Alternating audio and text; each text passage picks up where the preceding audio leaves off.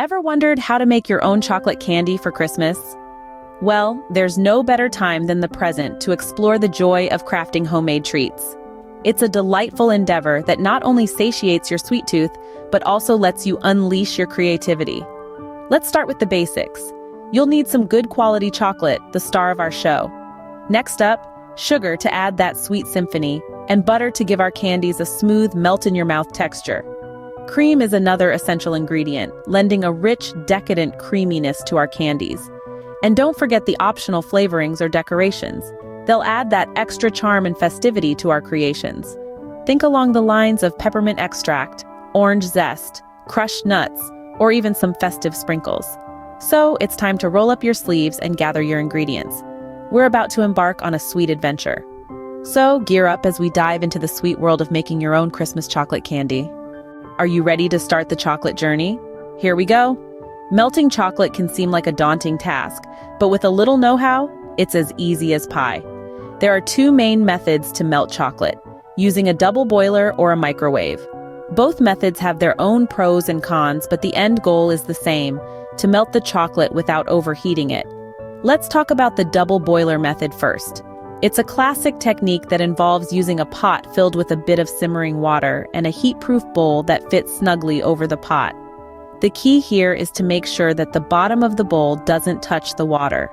The steam from the simmering water gently heats the bowl and, in turn, the chocolate. It's a slow and steady process, but it gives you great control over the temperature and ensures that the chocolate doesn't scorch.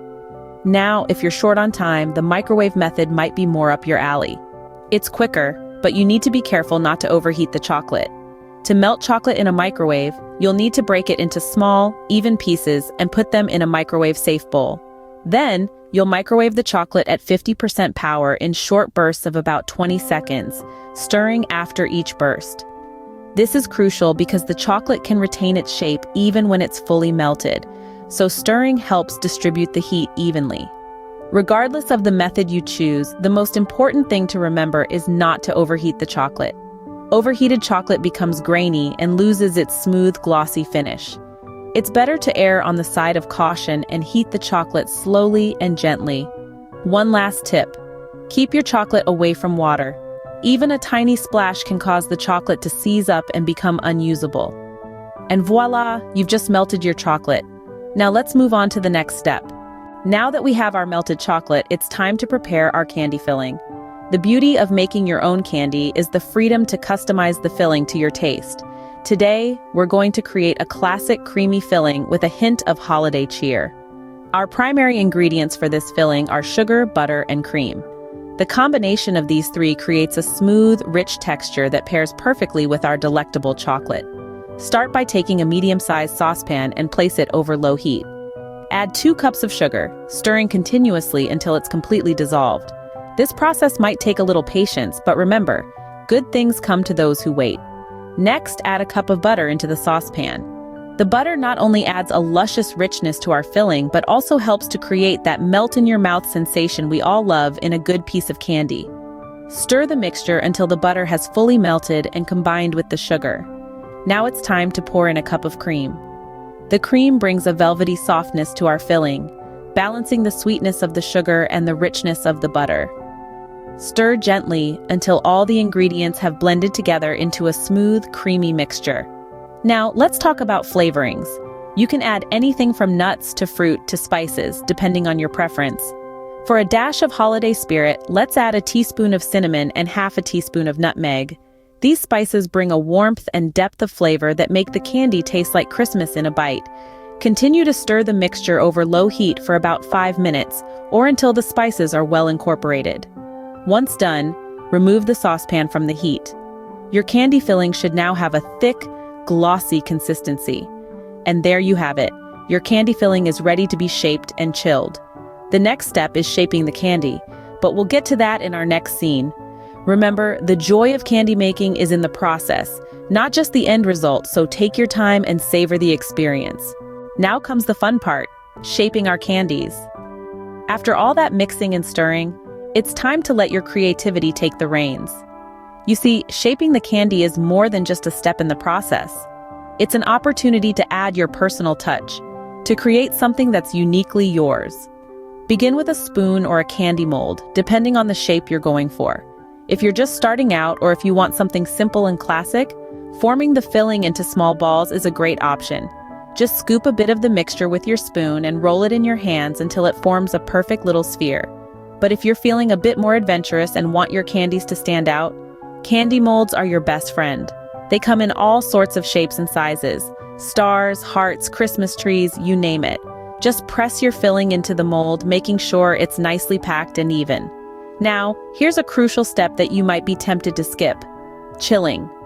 Once you've shaped your filling, you must chill it before coating it with chocolate. This will firm up the filling, making it easier to handle and preventing it from melting when it comes in contact with the warm chocolate. Place your shaped candies on a tray lined with parchment paper and pop them in the fridge. Let them chill for about 30 minutes to an hour or until they're firm to the touch. And there you have it. Your candies are now shaped and ready for the next step. Remember, perfection isn't the goal here. Each candy with its unique shape and size tells a story of love, of patience, and of the joy that comes from creating something with your own two hands. Once your candies are shaped and chilled, they're ready for their chocolate coat. Now let's give our candies their chocolate coat and some festive decorations. This is where the magic happens, where we transform our simple sweets into delightful Christmas treats. First, we're going to take our chilled candy filling and dip it into the melted chocolate. You'll want to use a fork or a candy dipper for this part. Gently lower the filling into the chocolate, making sure it's completely submerged. Then lift it out, letting the excess chocolate drip back into the bowl. This will give your candy a smooth, even coat.